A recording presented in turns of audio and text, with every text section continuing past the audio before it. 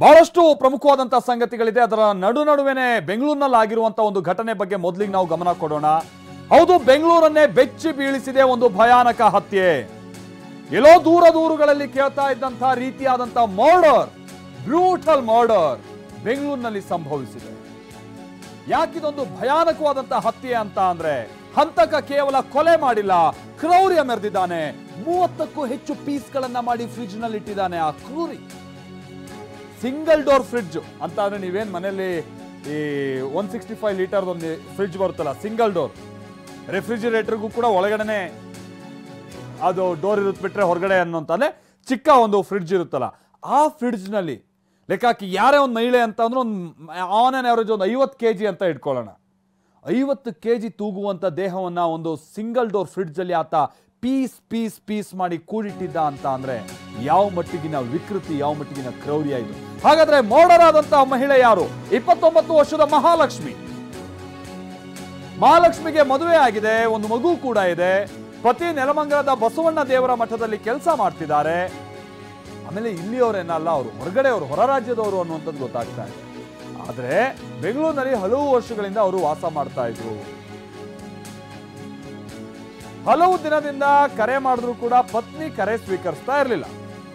ಪತಿ ಬಂದು ಬಾಗಿಲು ತೆರೆದು ನೋಡಿದಂತ ಸಂದರ್ಭದಲ್ಲಿ ಘಟನೆ ಬೆಳಕಿಗೆ ಬಂದಿದೆ. ಯಾವ ರೀತಿಯಾಗಿತ್ತು ಆ ಸಂದರ್ಭದ ಸನ್ನಿವೇಶ? ಮನೆ ಬಾಗಿಲು ತೆಗಿತಾ ಇದ್ದಾಗೆ ಫ್ರಿಡ್ಜ್ ನಿಂದ ಹುಳುಗಳು ಹೊರಗೆ ಬರ್ತಾ ಇತ್ತು.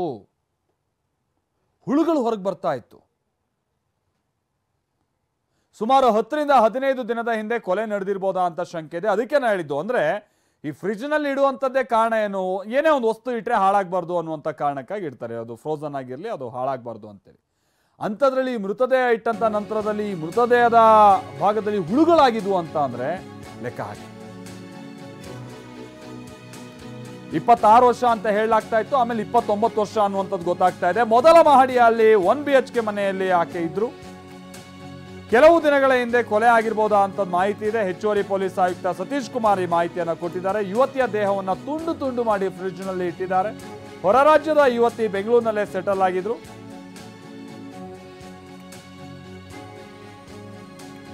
ಇದು ಪ್ರಾಥಮಿಕವಾಗಿ ಮರ್ಡರ್ಗೆ ಸಂಬಂಧಪಟ್ಟಾಗೆ ಗೊತ್ತಾಗಿರುವಂತಹ ಸಂಗತಿ. ಬಟ್ ಆ ಮರ್ಡರರ್ ಯಾರು, ಆತನನ್ನ ಪತ್ತೆ ಹಚ್ಚಬೇಕಾದಂಥದ್ದು ಈಗ ಅನಿವಾರ್ಯವಾಗಿ ನಡಿಬೇಕಾಗಿದೆ, ಅಂದ್ರೆ ಕೂಡಲೇ ನಡಿಬೇಕಾಗಿದೆ. ಅದಕ್ಕೆ ರೀಸನ್ಸ್ ಹತ್ತಾರಿದೆ. ಅದೇನು ಅದು ನೋಡೋಣ. ಅದಕ್ಕಿಂತ ಮುನ್ನ ಅಧಿಕಾರಿ ಮಾತನಾಡ್ಯಾರೆ, ಬನ್ನಿ ನೋಡ್ಕೊಂಬೋಣ. ಅಲ್ಲಿ ಒಂದು ಫಸ್ಟ್ ಫ್ಲೋರಲ್ಲಿ ಒಂದು 1 BHK ಮನೆ ಇದೆ. ಮನೆ ಒಳಗೆ ಸುಮಾರು 26 ವಯಸ್ಸಿರುವ ಒಂದು ಲೇಡಿದು dead body cut in two pieces ಫ್ರಿಡ್ಜಲ್ಲಿ ಸ್ಟ್ಯಾಕ್ ಮಾಡಿದ್ದಾರೆ.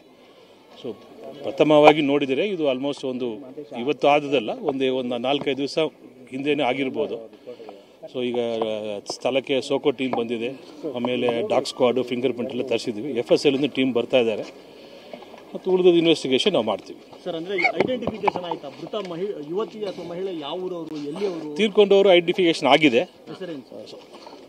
ಈಗ ತನಿಖೆ ಆದ ಮೇಲೆ will give you full details. ಮಾಡಿದಂಥ ವ್ಯಕ್ತಿ ಯಾರು ಸರ್? ಆಕೆ ಯಾವಾಗ ಬಂದಿದ್ಲು ಇಲ್ಲಿಗೆ, ಏನು ಅಂತ? ಈಗ ಪೊಲೀಸ್ನವ್ರು ಬಂದು ಒಂದು 20 ನಿಮಿಷ ಆಯಿತು. ಸೊ ತನಿಖೆ ಆಗ್ತಾ ಇದೆ, ನಾವು ಆಮೇಲೆ ಶೇರ್ ಮಾಡ್ತೀವಿ ಇನ್ಫಾರ್ಮೇಶನ್ ಎಲ್ಲ. ಎಲ್ಲಿ ಅವಳು, ಡೀಟೇಲ್ಸ್ ಕೊಡ್ತೀವಿ. ಸರ್, ಎಲ್ಲಿ ಆಕೆ ಎಷ್ಟು ದಿನದಿಂದ? ಇಲ್ಲ, ಅವರು ಇಲ್ಲಿಯವರೇ, ಬಟ್ ಬೇರೆ ಸ್ಟೇಟ್ನವರು, ಬಟ್ ಇಲ್ಲೇ ಕರ್ನಾಟಕದಲ್ಲೇ ಸೆಟ್ಲ್ ಆದವರು. ಸೊ ಹೆಚ್ಚಿನ ಮಾಹಿತಿ ಕೊಡ್ತೀವಿ, ಸಂಬಂಧಿಕರೆಲ್ಲ ಮಾತಾಡ್ಬಿಟ್ಟು ಕೊಡ್ತೀವಿ. ನಮ್ಮ ವೈಲಿಕಾವಲ್